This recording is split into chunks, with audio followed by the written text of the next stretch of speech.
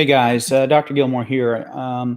If you watched a video earlier today of me contacting a wonderful pharmacist at Kroger's regarding one of my patients and an incident that occurred overnight last night and then into this morning regarding her prescription, I wanted to do a little follow up with you guys over here. It's not something I think that everybody on the other channel is going to want to hear, but I really am enthused by the number of people that have commented and have had called the customer complaint number and have responded to my request to forward the video. Although it's not as exciting a video from a visual standpoint, it is an important video, and I'm seeing a lot of people continuing to click on it. So I think it's finally picking up a little traction. I'd like to see it hopefully get out there and get some more views, so we can raise a little bit more attention to this problem of especially our senior citizens taking their insurance to a pharmacy and then getting charged some outrageous price for a very inexpensive generic drug. And it happens a lot. And it happened in this case, but it also happened in such a way that she did not get her medication until today. And so I'm very unhappy about that, but I'm happy that she did finally get her medicine. There were a number of comments. Hi, everybody. There were a number of other comments that you can read and respond to if you like, or just read them. But I got a couple of emails. Hey, everybody. I got a couple of emails I want to share with you. One is from a pharmacy technician, and I got this a little while ago, and I just want to share this with you. I actually got two emails I want to share with you. For somebody to take the time to sit down and actually write out an email, I think it's important. They really strongly feel about this, and so I'm going to share. First one, her name is Hannah. And she just says, hello, just saw your video about Kroger Pharmacy and your elderly patient. I felt compelled to reach out to you because this topic is so near and dear to my heart. I'm a retail pharmacy technician, not at Kroger, and you would not believe how much this happens. Actually, I do know it happens a lot. So, and she further goes, I'm so glad you posted this video for a number of reasons. First, because this happens often to elderly patients. It's supposed to be their golden years, and they're paying out their bottom for meds. A lot of time the meds just need to, they need the meds just to live. They've worked hard all their lives, received Medicare, and it's honestly failing them. Don't even get me started on the donut hole they often find themselves in, which is usually breaking the bank. The worst part is a lot of these drug companies offer manufacturer coupons for their drugs, but you cannot use them with Medicare. For example, she had a patient with private insurance getting insulin. The copay for this patient's insulin with insurance was $400. They were aware about a manufacturer's coupon. Patient was informed about said coupon, but it required information from the patient that they didn't have, so the patient had to do it at home. But after they did and brought in the coupon, the patient ended up paying nothing. So they actually got their insulin for no copay plus their insurance, which is great. Second thing she wanted to bring up was how refreshing it is to see this situation from the physician side. Also to see you fight for your patient. Well, it's what I do. It doesn't happen as often as I hope. So I often wonder what happens to the doctor's office in the process when things like this come up. Well, I can tell you, it gets frustrating sometimes.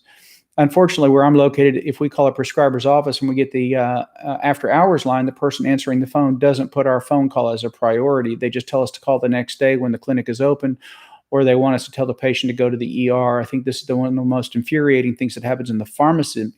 Simply because their hands are tied at that point. At our particular clinic, the option is there to call, to hit a button and get through to an operator who would have put that pharmacy technician or pharmacy person directly in contact with the on-call doctor or nurse practitioner who could have changed the medicine if necessary.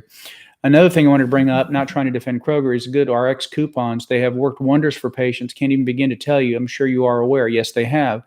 Thing with good RX is that there are cards all over the clinic in bold letters saying 75% off prescriptions. What people don't see in the small writing is up to 75% off prescriptions. So when the patient brings those cards in, that's where it gets sticky. The cards are generic good RX coupons. They're not as good as the ones online. That is true. They're not. Cards don't take very much off any prescriptions. I honestly never seen one of the cards take 75% off of any medications. And I want to stop right here because this is what I thought was so important. I used the good RX prices because they were representative of what I think the generic price for this medicine should be. And in fact, I've gone online now since this time And I've checked the listed generic price for 250 milligram Levaquin, number seven pills. The listed price at Walmart is $9.38, and that's total for 7 pills. HEB also, and that's a large supermarket chain in our area. HEB, same thing. They have them listed at $9.38, and then it steps up there. CVS and Walgreens, they've got them both at a little over $18. So the GoodRx prices that I was working with, they're just an example of what the generic price should be on this medication, not specifically that they had to use the GoodRx coupon. So I want to clarify that. Again, I realize that any particular coupon program may not work at any particular pharmacy, but in general, this is a medication that can be found in most places, for less than $20. It's not a $200 prescription, though, or it shouldn't be. In no circumstance should it be that much. I'm going to continue on with Hannah's email. She said, "This is where you think I'm defending Kroger, but I'd like to bring up to light some things. In the pharmacy I work at, our computers will not allow us to look up coupons on GoodRx. Sometimes we're able to search manufacturer coupons, but our system won't let us search GoodRx coupons. So from where I stand, Kroger is like the pharmacy I work for, and I can see where the pharmacy should tell the patient the prescription could have been that $200 price." Well, and I understand your point, but I don't think that a prescription drug that's generic that can be found in general in other places for around $10 to $20 a senior citizen should have to pay $200 for that. I think it's just outrageous that somebody would even consider asking for that amount. And I'll say further that although we all work in places where they have rules and we have to follow them and so forth, we as individuals can sometimes stand up and say, look, this isn't right. We've got to do better than that. And I think in this particular case with a 76-year-old lady who's sick, somebody should have been able to step in and say, hey, we care. We know you can get this prescription cheaper. We don't have it here. But you know what? You can go to Walmart. You can go over to HEB. Even CVS and Walgreens has a better price than we do. Go over there and get it, please. But they could have helped her out. Levofloxacin is probably one of the most expensive antibiotics. Maybe one of the more expensive generics, certainly not one of the most expensive brand-only antibiotics. If the pharmacy didn't have access to the GoodRx website like me, and they were only able to use the generic GoodRx coupon card provided at many clinics, I can see where they have that outlandish price for your patient. Okay, well, I think I addressed that. I'm not, and I appreciate you bringing up your opinion, Hannah, but again, my feeling is strongly that this was not fair for this patient, and I don't think that this generic product should be priced that high. Anyway, she said also she wanted to point out sometimes searching for these coupons is time consuming. Yes, that's true. And if you're busy, you let patients know there's a website. They can pull up a coupon specific to their prescription. Okay, we get that. I think that for the average person who's a little bit more computer savvy, that's fine. But to expect a 76-year-old lady, and I'm not being ageist here, but let's just face it, they didn't grow up with computers, okay? And neither did I, for that matter. I didn't have my first PC till I was out of high school. So, but anyway, we have a no cell phone policy because of HIPAA. Definitely a good topic of conversation. I'll definitely agree with you on that. I think we can do better, Hannah. I really do. And I do appreciate you taking the time to write this email because I wanted to address this whole GoodRx thing because it's come up several times. And the reason I brought up the GoodRx prices, and by the way, I think they're a great company. And I think they've done a lot to help people. The reason I brought it up is because it was an example of a number of different pharmacies' prices. But since I've been home this evening, I've actually gone and I've got in touch or gone online directly with these individual pharmacies and found their posted prices for 7 of the 250 milligram Levaquin products that don't require coupons. These are their listed prices. So, okay. I did have one other email regarding the GoodRx. This is from Teresa. She said she was a pharmacy tech for 10 years with a local big food store and I guess called Giant. She did agree that Kroger was wrong in their handling of our patients. She feels that GoodRx may have also played a part. And if they did, well, then that was a mistake. The one patient she was thinking about had been told his RX would be inexpensive, came up with $100 plus price, looked at the notes he had taken. He called Good RX and got a very expensive price. We were able to either have the RX changed immediately or get him a better price. It's been several years, and I cannot really remember. I do know he got what he needed, and off he went. A few more episodes with GoodRx, and we started cringing when their card came in. Luckily, you found someone who was able to help you this morning. I really hope your patient feels better soon. So do I. Thank you. By the way, if your patient had been my mother, Kroger would have seen the B blank blank blank H from HE double hockeys in their store when my Irish and German selves came to visit. There's no excuse for Kroger not calling the after hours line. I completely agree with you. Someone really dropped the ball. I think so too. I love your videos. You have a great staff. Thank you, Teresa. Thank you so much for your message.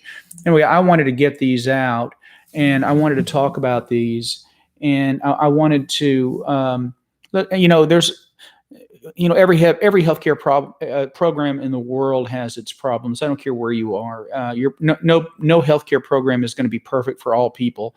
But let me tell you something. I think that what happened with this lady was inexcusable. And I think some people were saying that this had to do with GoodRx, and it did not. This was not a GoodRx issue. This was an issue I blame completely on the Kroger pharmacy staff. I think that they didn't take the time to help this lady. I think they could have helped her either by getting her the medication themselves at a reasonable price, or they could have sent her to a nearby pharmacy where they could have gotten it. Not only do these prices that I have here, these are just the large pharmacies. There are a lot of mom and pop pharmacies that are still open later in the evening that have prices just as good as these here. So there were probably 10 choices near this Kroger within a 5-mile radius that had this medication that she needed, probably for less than $20. And I realize for a senior citizen, every dollar counts. Don't get me wrong. I understand that. But at the same time, I think that if you're sick and you go and you pick up an antibiotic and you only have to pay $20 or less, it's not too bad. Okay. I'm going to say that's not too bad. I think this morning, getting somebody that really took it seriously and understood that we were unhappy about what had happened, and we really felt strongly about it. I think that was good for our patient, and they have gotten her medicine today. I hope they didn't charge her anything, quite frankly. I feel like they should have just given her the medicine, and along with a big bow, an apology, and a $100 Kroger free shopping card, and the vice president's personal phone number to call if she had any problems, and just on and on. They should have gone out of their way. So anyway, I wanted to kind of follow up on that message from this morning. I didn't really have a lot of time to put it together as well as I would have liked to, but I think I got the message across, and I really want to thank everybody that actually did follow through, and they sent out they forwarded the video onto Facebook and Twitter and other places so that it can get re-forwarded, and more people will read it and or watch the video and then respond.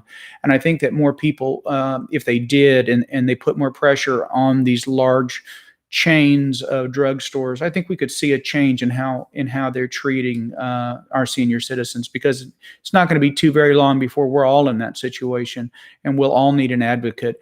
Hopefully, we can make some changes in how we treat each other in this country. But healthcare is not always about making a buck. Okay, it's not always about making money. That's not what this is all about. Sure, we all want to make a living, but if you want to get rich, you shouldn't have gone into medicine. That's not what this is about. This is about having heart. This is about caring about people, caring about our fellow citizens. And I think that the ball really got dropped. This was not an expensive medication by any stretch of the imagination. It shouldn't have been very expensive for her. She should have gotten the prescription right away, and she should have gotten the first dose yesterday. She shouldn't have had to wait till today to get her first medication. So anyway, I wanted to kind of update you guys with that and let you know that I don't think it was a good RX thing, and that basically that was me just using it as a resource to kind of gauge what the generic price on that medication should have been. There were actually cheaper pharmacies than Kroger listed on the GoodRx. It's just that it was listed there on Kroger as what their price was with their little coupon. And so they should have been able to do that for her, or come real close to it anyway. So thanks, guys. I appreciate it. And if you haven't yet, if you haven't gone back to that original video, and if you haven't forwarded it to your Facebook accounts, I ask you again, please do that. And let's try to get a little more traction on this, and maybe we'll get a phone call or an email from Kroger, and maybe they'll explain to us what they think they could have done better.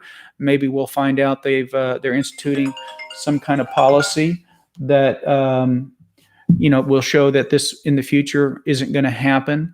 And yeah, or maybe it's a glitch in their computer system, because I don't seem to get this problem with other generic medications. Whatever it is, hopefully they're going to fix it. But I think that they need a little bit of a nudge in that direction. So I need you guys to help me with that. Anyway, so have a great evening, and I'm going to sign off now. And if you haven't already shared that video, please do it for me. Thanks. Bye.